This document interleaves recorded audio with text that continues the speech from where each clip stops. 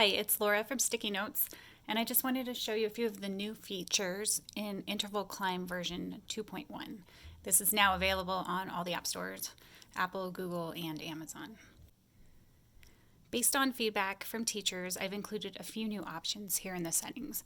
First, you can deselect this Include Ledger Lines option if you only want to show intervals on the staff and not in the ledger lines. And then second, if you want to show these buttons with ordinal numbers, just check this box. And there is this more international version that works for a lot of the Latin languages. When you play the game, one player is working with these interval numbers on the left and the other player's over here. And the lower staff maps to the left and the upper staff to the right. One piece of feedback I received from teachers was also that it would be nice to have the option to have a single player play the game. Just by clicking that lower left button, I'm now on a single staff. So this is still a two-player game if you want it to be, but I find that this single staff version works really well as a single player game, especially when a student is just first learning about the intervals. It can take a little bit of that time pressure off and let them take the time they need to think through what is the interval.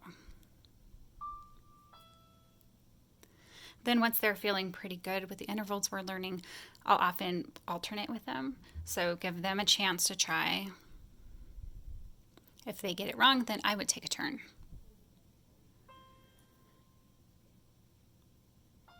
And we could just go back and forth like that. When I'm not playing and I want to see and hear an interval, I can just push that interval.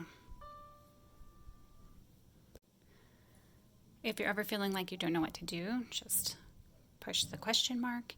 And if you want help in-game, play while you're in help mode and it'll tell you what you're supposed to push.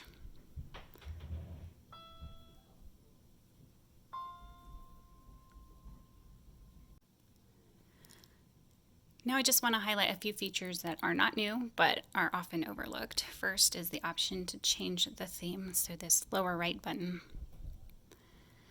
cycles through a seasonal theme, which comes up by default, and then this is the sports theme, the music theme, chess theme, and back to seasonal.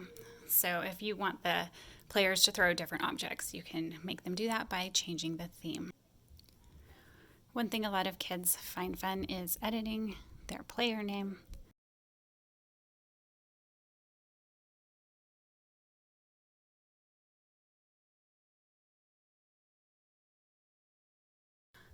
Lastly, there is the option to change the clefs just by tapping on the clef between games.